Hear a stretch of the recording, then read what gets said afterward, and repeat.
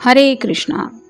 आज शाम की उनके दिल की बातें ये रहेगा टॉपिक, और क्या हो सकती है वो बातें ये जानने की कोशिश करेंगे आज के रीडिंग से। टैरो में से लेंगे कुछ कार्ड, साथ ही साथ देखेंगे ओरेकल मैसेजेस। तो शुरुआत करेंगे कार्ड शफल करके।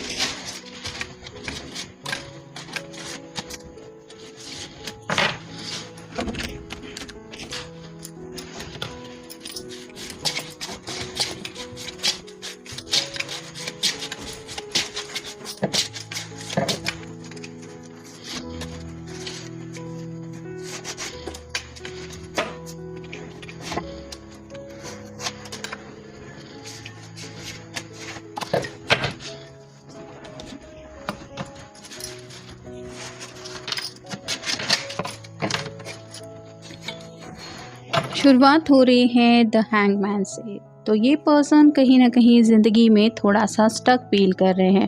जैसे ये पेड़ पे उल्टा लटका हुआ है, यहाँ पे इसका पैर फंसा हुआ है, वैसे ही किसी प्रॉब्लम में या तो ये फंस चुके हैं और उस प्रॉब्लम से निकलने का सोल्यूशन ढूंढने का ये अपनी तरफ से प्रयास कर रहे हैं। मतलब ये जैसे ये उल्टे लटके होने की वजह से इसको दुनिया अलग तरह से दिखाई दे रही है, वैसे ही जो भी प्रॉब्लम है, जो भी दिक्कतें हैं, उनको अलग नज़रिए से समझने की या फिर उनसे रास्ता निकालने की इनकी कोशिश चल रही है।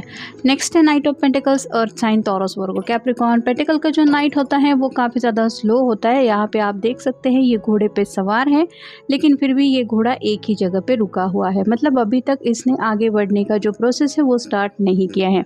वैसे ही आपके जो पर्सन है वो अपने दिल की ख्वाहिशें पूरी तो करना चाहते हैं, लेकिन जैसे पेंटिकल रिप्रेजेंट करते हैं फैमिली को भी, पैसों को भी, करियर को भी, तो इन सब बातों को लेके भी थोड़े से ये शायद परेशान हैं, जिस वजह से इनको ये शायद लग रहा है कि आगे तो मैं बढ़ सकता हूँ, लेकिन थोड़ा सा इन बातों की वजह से रुकना सही होगा या फिर क्या करना चाहिए, इसके ऊपर इनका ज़्यादा फोकस है। अगला कार्ड है eight of swords, air sign, Gemini, Libra, Aquarius. आँखों के ऊपर भी पट्टी बंधी हुई है और इसको भी किसी ने बांध के रखा हुआ है। वैसे ही हालात की वजह से या फिर आप कह सकते हैं कुछ ऐसे घर वालों के साथ इनका डिस्कशन हुआ है जो ये आपको बता नहीं सकते। तो कम्युनिकेशन को लेके काफ़ी ज़्यादा ब्लॉकेजेस हैं। ये आपको नहीं समझा सकते कि इनकी असलियत में हालत क्या हो रही है या फिर इनके सामने जो सिचुएशन है वो क्या है।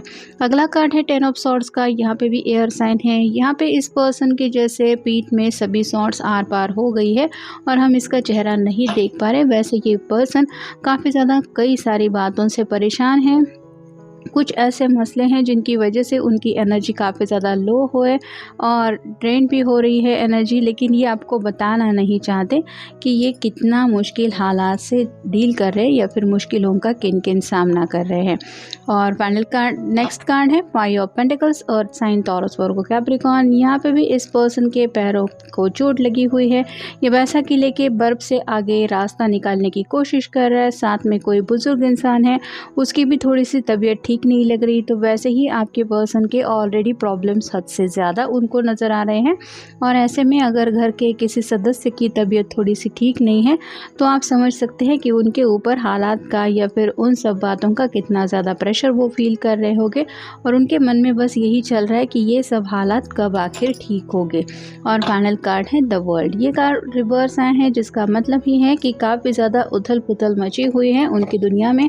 आपको अगर लगता है कि आपके पर्सन सुकून से अपनी दुनिया में जी रहे हैं, चैन है, या फिर आप कह सकते हैं मज़े से अपनी हर एक टाइम को एक जीने की कोशिश कर रहे, तो ऐसा बिल्कुल भी नहीं है। ये कार्ड रिवर्स बता रहा है कि कुछ भी उनकी ज़िंदगी में सही नहीं है। नेक्स्ट है द केओस।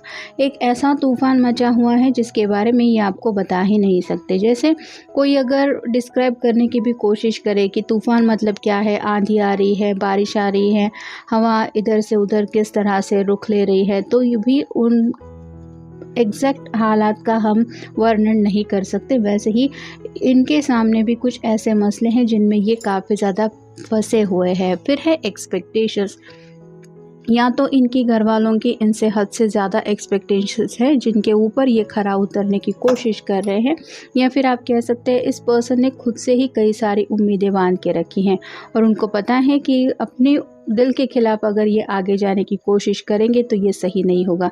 मतलब ये पर्सन कहीं ना कहीं अपने आप को भी थोड़ा सा जज कर रहे हैं, ऐसा भी आप कह सकते हैं। अगला कार्ड है ओवर प्रोटेक्टिव, तो आपको इन सब बातों से बचाने की पूरी कोशिश कर रहे हैं। आपको लेके काफ़ी ज़्यादा सेंसिटिव है ये तो पता चल रहा है, और वो नहीं चाहते कि ये अगर परेशान है तो उनकी वजह से आप भी परेशान हो जाएं। तो आपको हर एक एंगल से ये थोड़ा सा प्रॉब्लम से दूर ही रखने की कोशिश ज़रूर कर रहे हैं। नेक्स्ट है कार्मिक लेसन्स। कई बार कुछ हमारे कर्मा ऐसे होते हैं जिनसे हमें डील करना ही होता है।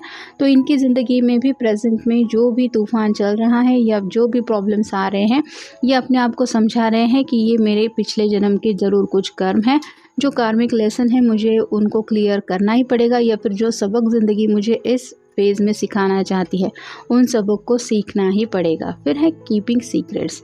अपने ज़िंदगी को लेके कई सारी बातें ये फ़िलहाल तो आपसे छुपाने की कोशिश कर रहे हैं, लेकिन इनका जो मकसद है वो गलत नहीं है।